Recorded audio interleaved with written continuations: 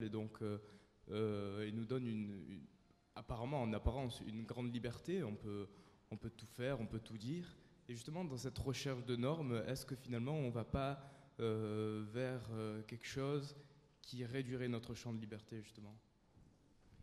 Alors, ça ne réduit pas notre champ de liberté, c'est une liberté contradictoire. C'est ce que j'ai dit, il y a un espace de liberté de plus en plus grand, et en même temps, c'est le double langage.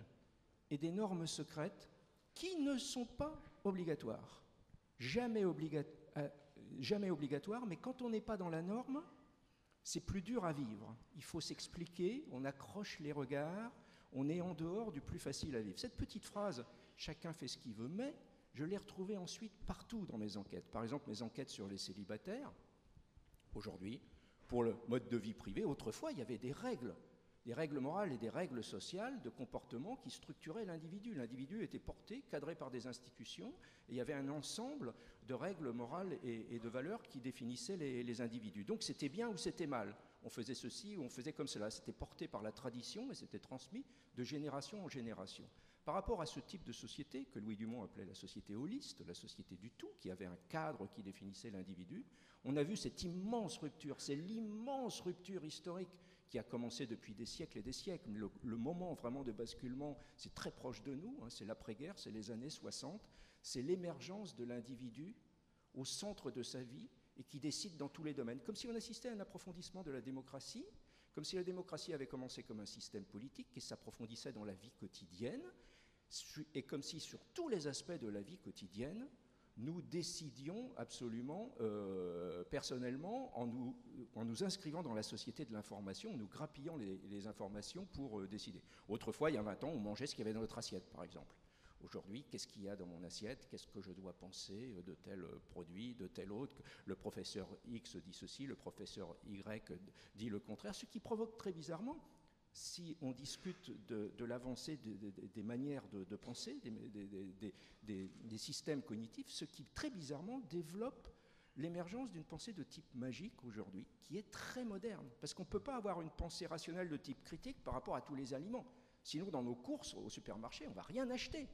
À propos du moindre truc, on va commencer à lire sur l'étiquetage, et puis OGM, qu'est-ce que je dois en penser? Mais la science n'est pas d'accord. Et la science n'est pas d'accord, parce que la science avance de manière toujours, ces vérités sont provisoires et relatives. Elle avance par réfutation des hypothèses. Donc c'est toujours un univers. Comment fonctionne la science? Vous croyez que c'est une vérité? On va vous montrer derrière que c'est encore plus compliqué. On va poser 1000 questions et ouvrir de nouvelles portes. C'est une aventure prodigieuse, mais qui est le contraire de la décision facile. Donc comme on n'a plus de repères, les gens se donnent des petites idoles. Par exemple, moi c'est pamplemousse, impeccable. Pamplemousse, il y a quelques mois, la science découvre que même le pamplemousse, associé à certains médicaments, ça se trouve, il a des effets pervers, etc. Donc c'est extrêmement difficile. Donc cet individu qui découvre cet espace de liberté et de responsabilité énorme, mais en même temps la charge mentale, la fatigue, les gens essaient de fuir justement dans la vie ordinaire la prise de décision, le questionnement pour que ça se passe tout seul, pour que ce soit évident. Et puis dans les comportements moraux, ben c'est terrible. On peut tout faire, mais en même temps, si on n'est pas dans la norme, on va avoir un regard en coin de la société. Mes célibataires, par exemple, eh bien, c'était chacun fait ce qu'il veut, couple homosexuel, famille monoparentale, etc. Du moment qu'il est heureux, chacun fait ce qu'il veut. Mais quand même, elle a 42 ans, elle n'a jamais été mariée, elle n'a pas d'enfant. Chacun fait ce qu'il veut, au contraire. Mais pourquoi? Et les célibataires que j'interrogeais me disaient, il y en a même une qui disait, je sens le doigt accusateur de la société. Je le sens plus encore le jour de Noël, c'est le jour famille, le jour de la Saint-Valentin, quelle horreur, absolument. Je rase les murs ce jour-là, parce que chacun fait ce qu'il veut, les copines disent ça, puis d'un seul coup, il y a par exemple un moment qui dit, bon, c'est bien, oh mais ma petite fille, hein, quand même, j'ai envie d'être maman un jour, hein, quand même. Donc il y a ces normes secrètes qui ne sont pas obligatoires, mais qui rendent la vie plus facile. D'où cette angoisse, et plus la société est ouverte, plus il y a un questionnement sur ce qu'on peut faire, sur ce qui est bien, sur ce qui est normal, et presque sur la définition d'une nouvelle morale. Sur cette enquête, par exemple, sur les rencontres sur Internet, tout devient incroyablement plus facile, et puis on voit un retournement dans le rapport entre sexe et sentiment. Autrefois, on commençait, il faut espérer, par le grand sentiment. Alors des fois, autrefois, c'était encore plus simple. Dans le petit village, la femme avait le choix qu'entre Jules et André. Avec Jules, c'était vraiment pas possible, donc elle tombait amoureuse d'André, quoi. Donc la vie était simple en ce temps-là. Puis il y a eu l'époque très romantique, je dirais, de l'idéal, du grand sentiment qui entraîne, et du coup, souvent après être passé par l'institution et le mariage, eh bien, on passait au sexe. Aujourd'hui, de plus en plus, il y a cette phrase qui fait fureur, il n'y a pas de mal à se faire du bien, donc ma foi. Si on a envie pour un soir, on commence. Mais alors justement, en gros, il y a des débats. Alors c'est les forums de discussion. Les forums de discussion, c'est des forums moraux d'essai de définition d'une nouvelle morale. Et là, il y a un thème très fréquent, surtout animé par les femmes, en direction des femmes, parce que ça, les hommes, ils sont en dehors de la question, ils n'ont pas de problème. À partir de quand peut-on coucher ? Peut-on coucher le premier soir ? Donc c'est un grand thème de débat actuellement. Et il y a un arrière-plan qui va extrêmement loin autour de cette question-là. Ça remet en cause tous les rapports hommes-femmes, etc. Donc c'est extrêmement sérieux. Mais pour répondre à votre question, je suis désolé, j'ai été long, c'est vraiment une recherche de repères normatifs et même d'une morale, d'une certaine manière. Et pour prolonger la question de M. Boris Cyrulnik, au fond, Internet, avec ce foisonnement de réponses aux questions, imaginons qu'on découvre un petit bobo chez soi, et tout d'un coup, on va se ruer sur quoi ? Sur Internet. Et donc, on va se tomber sur 128 000 réponses à la question. Et sur ces 128 000 réponses à la question qui nous préoccupent concrètement, et il y en a 50 000 qui disent quelque chose, 50 000 qui disent autre chose. Est-ce que c'est pas nouveau, cette espèce d'inquiétude liée à la source d'information qui est rapide et multiple et efficace quand même ? Oui, mais l'heureux temps où un maître disait ce qu'il fallait penser est révolu, peut-être, parce que la certitude est tellement tranquillisante que je suis convaincu que beaucoup de gens voteraient encore aujourd'hui pour un dictateur. C'est-à-dire que, effectivement, si vous voulez poser des questions, vous aurez des angoisses. C'est-à-dire que moins vous aurez de connaissances, plus vous aurez de certitudes. Or, c'est vrai que actuellement, notre culture aime la connaissance, donc aime le débat, donc aime l'incertitude. Et moi, j'aime beaucoup être dérouté de moi-même, j'aime beaucoup, ah ben ça, je croyais ça, et vous me donnez cet argument, ben ça, je suis surpris. Ça m'étonne, je vais lire, je vais vérifier, je ne vais pas être d'accord avec vous, et on va jouter, on va argumenter. Ça, c'est amusant, ça, c'est agréable. Mais il y a des gens qui ont horreur de ça. Accordez vos violons. Dites-moi où est la vérité. Il y a toujours un gars qui est candidat pour dire la vérité, et si par malheur il a l'armée et la police avec lui, il va vous imposer la vérité. Alors, si on fait un vote, eh bien, 50% des gens, peut-être pas dans cette salle, mais dans la foule, 50% des gens vont adorer la certitude. Ah ben voilà, je sais ce qu'il faut croire, je sais ce qu'il faut penser. Et ça, c'est la société des perroquets. C'est-à-dire ce qu'il faut dire pour avoir un examen. Alors, je dis ça pour les jeunes, les étudiants qui sont dans la salle. Mais je suis moi-même un perroquet diplômé, puisque j'ai eu mes examens en récitant ce que les profs attendaient de moi. Et à peine j'ai été reçu, on disait que la théorie était fausse. Donc j'ai été reçu en récitant des théories fausses. Mais je crois que c'est vrai pour toutes les cultures, ça. Alors si vous aimez l'incertitude, alors à ce moment-là, toutes les théories tombent. L'histoire des idées est un cimetière de théories. Toutes les théories sont tombées les unes après les autres, même les théories apparemment les plus solides et les plus fondamentales. Alors c'est très amusant parce que ça veut dire que tout à l'heure on a commencé l'échange en disant que le cerveau était sculpté, pétri par le milieu. Vous pétrissez mon cerveau. C'est-à-dire que si vous êtes gentil avec moi, vous allez modifier la sécrétion de mes neuromédiateurs et vous allez augmenter la sécrétion de sérotonine, de dopamine et d'endorphine. Ça va être super. Allez, ça va être super. Si vous êtes méchant avec moi, si vous avez des mimiques méchantes, si vous n'êtes pas d'accord avec moi, si vous m'humiliez, vous allez modifier la sécrétion et vous allez augmenter la sécrétion de mes catécholamines. Alors, et je vais être mal à cause de vos mots. Alors ce genre de raisonnement qui paraît banal aujourd'hui, c'était des raisonnements impensables. Quand j'ai eu mes diplômes, c'était impensable. Il y avait des a priori théoriques et on choisissait son camp sur un postulat. théorique et on passait directement à la conclusion. C'est-à-dire qu'on passait du postulat à la conclusion. Postulat, vous avez envie de croire que l'âme humaine est gérée par des molécules chimiques. Si vous avez cette envie, vous allez vous inscrire en biologie et vous allez avoir des diplômes et vous aurez des arguments qui vous permettront de confirmer ce que vous croyez a priori. Si au contraire vous êtes indigné par cette manière matérialiste de se représenter l'âme humaine, si vous avez envie de croire que notre âme ne dépend absolument pas de notre cerveau, vous allez vous inscrire en philo, en psycho, et vous allez en effet trouver des tas d'arguments qui vont confirmer votre postulat. Alors ça, c'est comme on a tous été formés comme ça. Or, quand on est sur le terrain, quand on arrive sur le terrain, ça ne se passe pas tout à fait comme ça.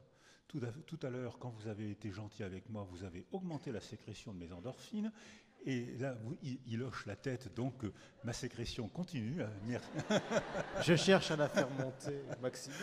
Alors que s'il avait froncé les sourcils comme ça, il aurait augmenté la sécrétion de mes catécholamines et j'aurais trouvé des raisons pour lui en vouloir. C'est-à-dire que... il est embêté, là. C'est-à-dire... Je ne sais plus quoi dire. Non, mais ce genre de raisonnement circulaire, qui sont les raisonnements qui se développent actuellement dans les théories de l'attachement, exigent des rencontres interdisciplinaires. C'est-à-dire qu'il faut, dans une équipe, qu'il y ait des tas de gens de disciplines différentes et qui acceptent de parler ensemble, de partager des mots et de partager des connaissances. Et là, on arrive dans le domaine de l'incertitude. C'est passionnant et c'est angoissant. Alors, et c'est pourtant passionnant, c'est la vie. Alors que, si vous voulez, une théorie qui impose la vérité, c'est la mort psychique. C'est fini, ça va. J'avais un prof qui s'appelait Sivadon, que les anciens dans la salle ont peut-être connu, Sivadon, et Sivadon était psychiatre et je l'admirais beaucoup.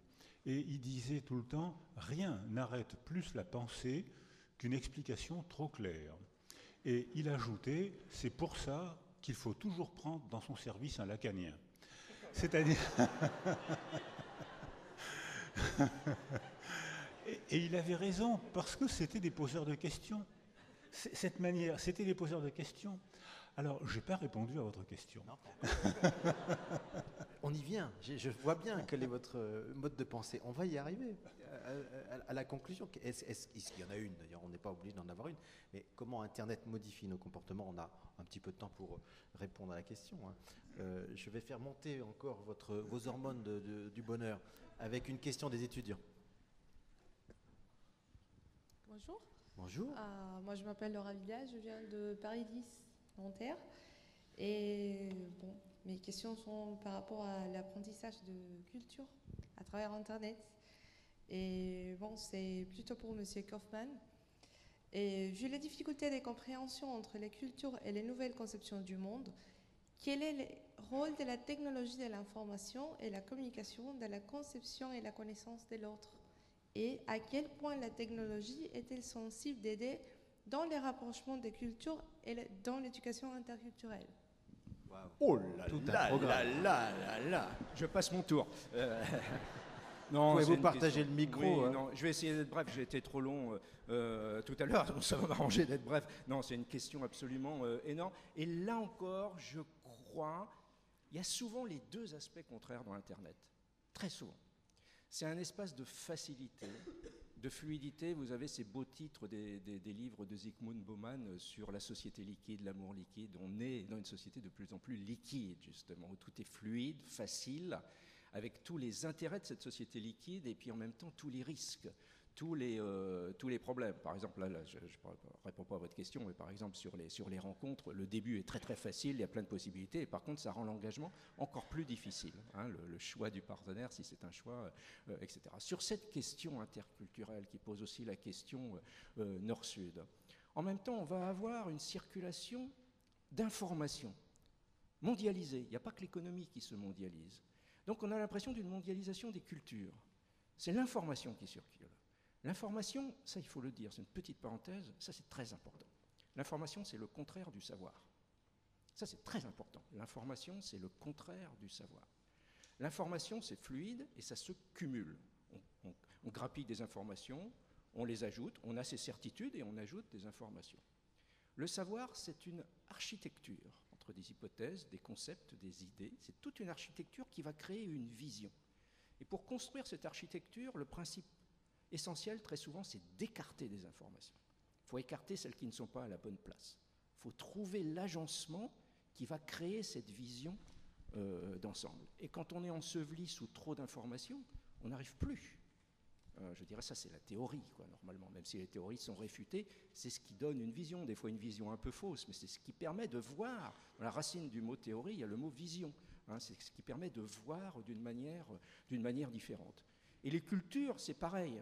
C'est toute une richesse historique qui a inscrit les individus dans une certaine vision du monde, dans un certain rapport aux choses, etc., qui est profondément différent. Alors Internet permet quand même des passerelles, par le biais de l'information, des circulations, des questionnements qui souvent sont les mêmes à travers la planète, à partir des mêmes questions.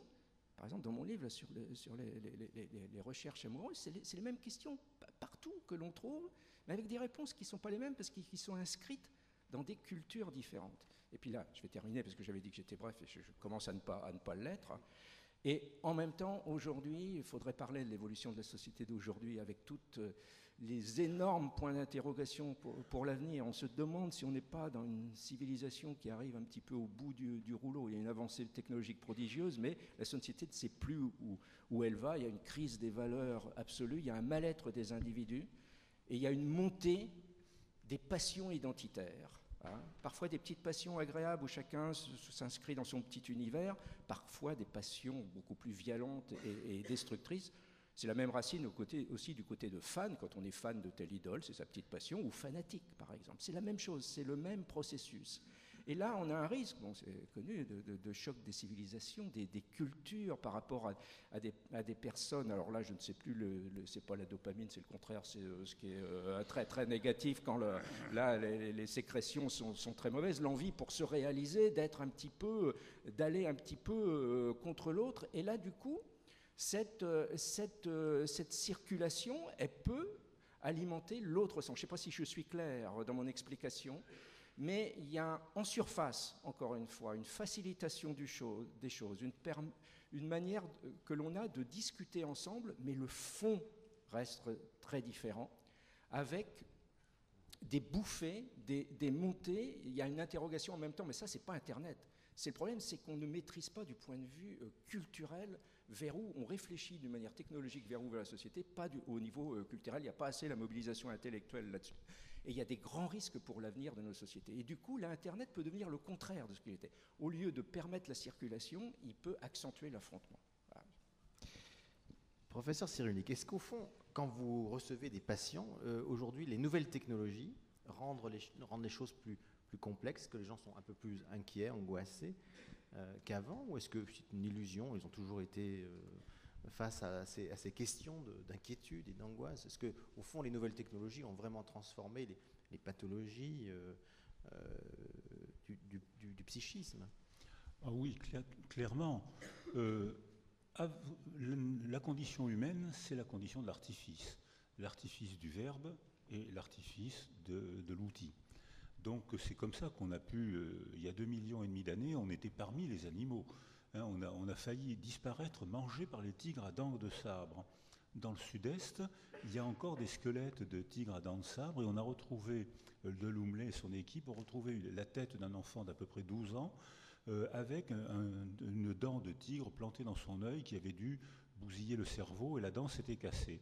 Et les généticiens nous disent qu'il y a à peu près 1,2 million ans, il restait 14 000 êtres humains sur Terre, c'est-à-dire que les tigres à dents de sabre ont failli nous bouffer et nous faire disparaître comme 99% des espèces vivantes à l'origine.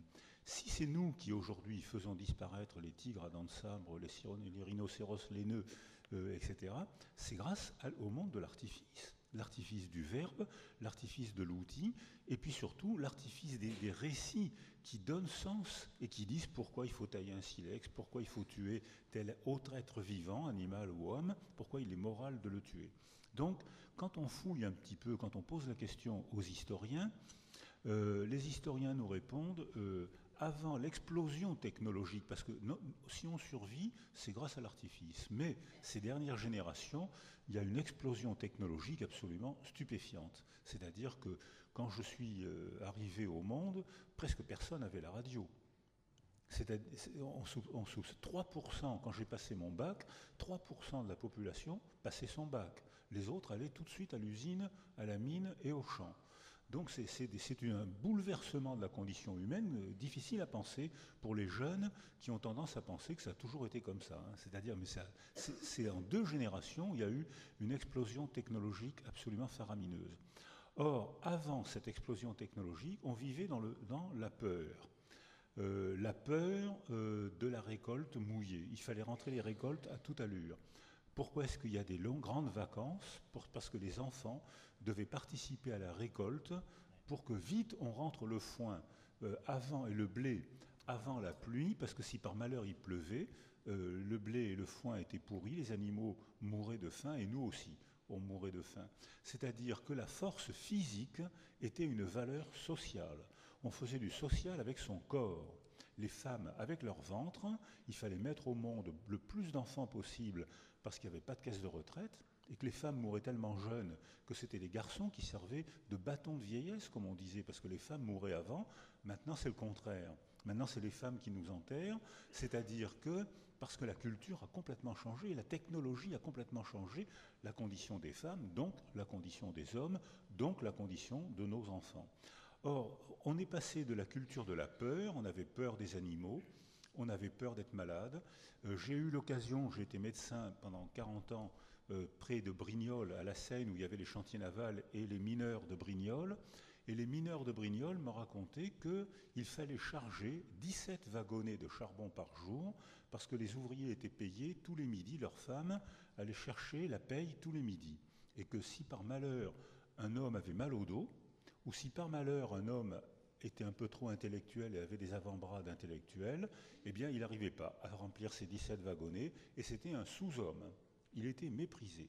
Donc on faisait du social avec nos corps et on avait peur. Et avec la technologie, par bonheur maintenant, on n'a plus peur, on a des angoisses.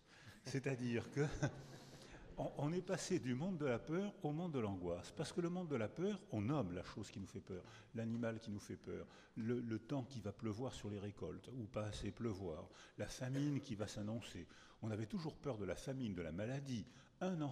Jusqu'à la fin, mon ami Gérard Jorland vient de sortir un livre magnifique chez Gallimard où il raconte comment, jusqu'à l'explosion technologique, un enfant sur 2 mourait dans la première année. Surtout tué par les biberons et par les nourrices.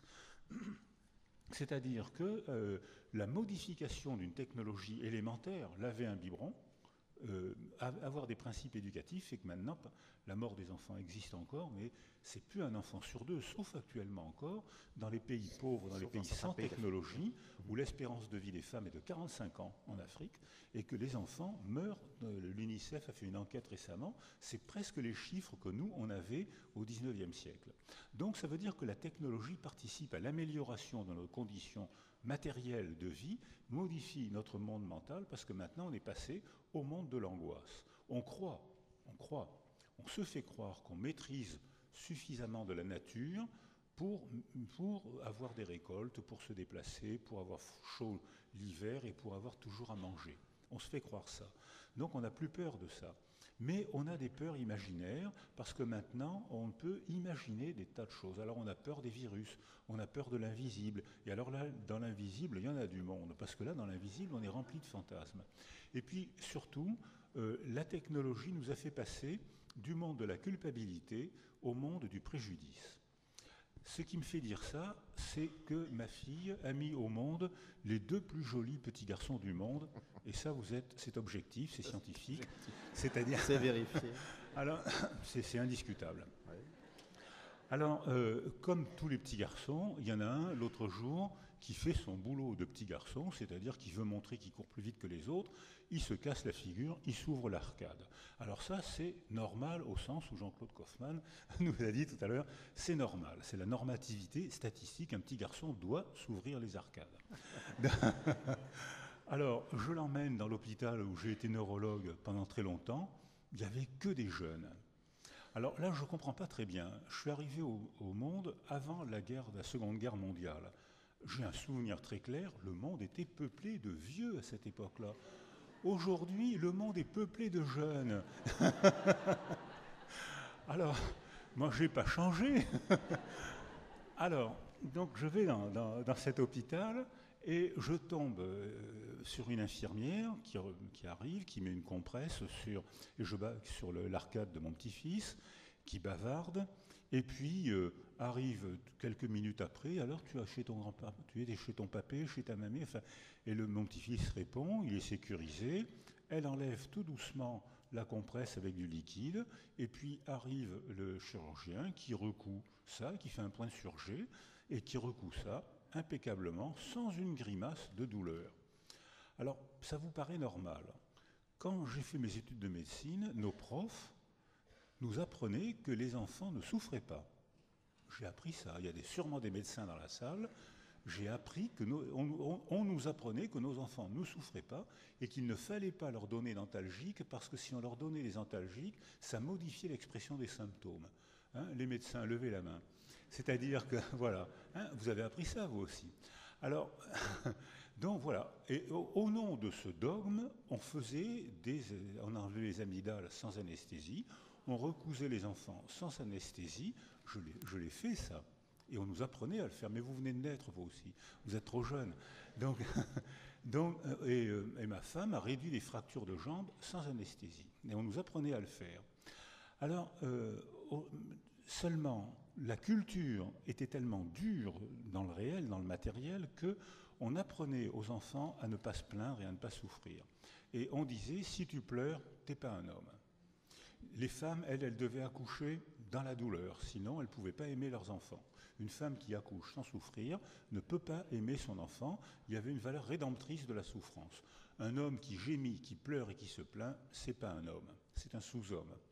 Et là, actuellement, je raconte ça à l'infirmière qui me dit « Vous avez raison, j'ai connu ça aussi, mais maintenant où la technique des gestes est parfaite et très bien faite par les infirmières et par les médecins. Elle est élémentaire et elle est très bien faite, humainement et techniquement. Et où on peut recoudre un enfant en bavardant avec lui. » Et l'infirmière me dit « Oui, mais avant c'était la culture de la culpabilité, mais aujourd'hui, si l'enfant pleure, ou s'il fait une grimace de douleur au moment où on le recoue, la famille nous dit « Vous avez mal fait le geste technique. Vous êtes une mauvaise infirmière, vous êtes un mauvais médecin. » C'est-à-dire que la technologie nous a fait passer très rapidement, en une génération, de la culture de la culpabilité à la culture du préjudice. Donc s'il y a des avocats dans la salle, ils vont faire fortune. Ils vont faire fortune. Une question du panel, et puis ensuite des questions dans la salle. Une dernière question, je vous en prie. Allez, mademoiselle, monsieur. Oui, bonjour, je m'appelle Artemis Lemosi, je viens pour le CP Europe et Centrale. En fait, je voulais vous poser une question à propos de la relation dans la famille entre les parents et les enfants. Parce qu'avec toutes les nouvelles technologies, de plus en plus, ce qu'on voit, c'est qu'il y a un renversement de l'apprentissage, dans le sens où c'est de plus en plus les enfants qui vont apprendre aux parents à se servir de nouvelles technologies qu'ils ont apprises extrêmement rapidement. Et donc, je voulais savoir, justement, c'est amorcé sur des générations. Il a dit sale gosse. Je voulais savoir, voilà, qu'est-ce que vous pensez, enfin, ce phénomène, est-ce que ça doit être limité, ou qu'est-ce que vous pensez de ce phénomène, et qu'est-ce qu'on peut attendre pour les générations suivantes Oui, vous semblez dire que c'est pas tout à fait dans l'ordre des choses. C'est qu'au bout d'un moment, enfin, ça va être s'il y a des évolutions techniques si rapides, enfin, il y a bien un moment où ça va s'arrêter. Je sais pas. On ne sait pas. En tout cas, les enfants sont très à l'aise. Votre petit-fils est très à l'aise, j'imagine, malgré son arcade sourcilière blessée, très à l'aise avec Internet. Tout le monde est très à l'aise avec. Les enfants sont très à l'aise avec. On pourrait même parler des grands-parents.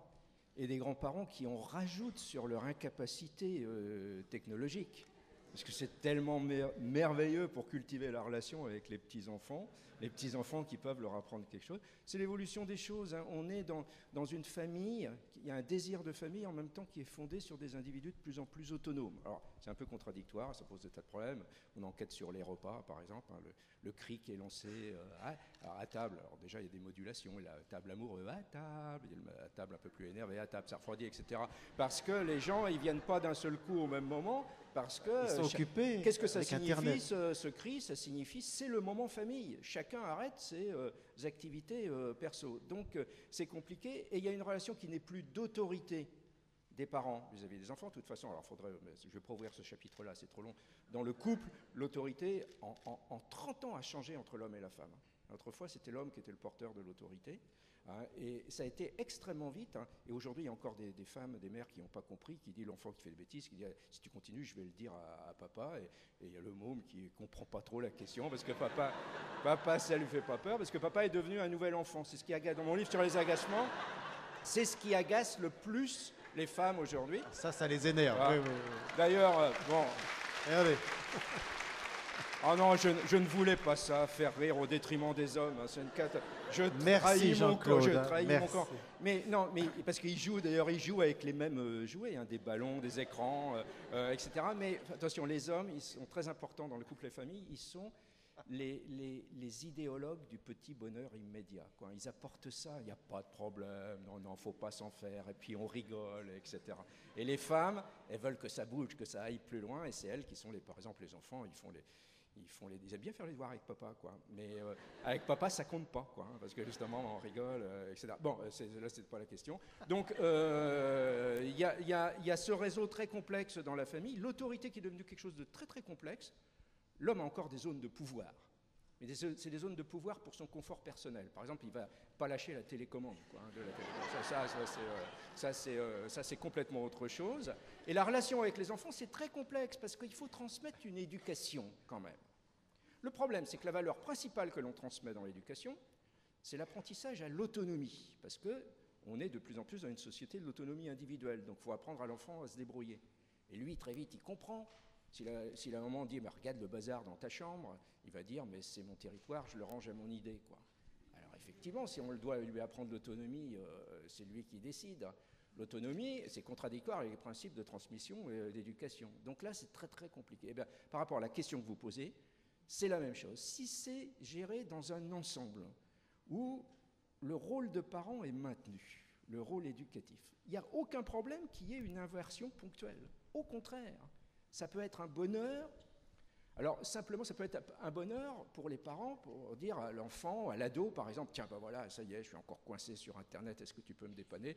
Il y a juste du point de vue cognitif pour les parents, pour pas qu'ils vieillissent trop vite, du point de vue mental. Il ne faut pas qu'ils se démettent. C'est commode d'avoir un ado qui s'y connaît et qui dépanne sans cesse, mais ce n'est pas la meilleure manière de rester bien formé soi-même. Mais dans le relationnel, il n'y a aucun problème. Au contraire, ça, c'est plutôt la famille de demain. Mais ce n'est pas simple à gérer. Et le métier de parent, ça devient quelque chose de pas simple. Alors là, pas de culpabilité et pas d'angoisse. On ne peut pas être des bons parents, quoi, hein, donc il faut commencer par là. Ça déculpabilise quand même de temps en temps. Maurice Surinligue, la question est intéressante. Le rapport à l'objet informatique change de camp parfois, parce que c'est effectivement l'enfant qui apprend à la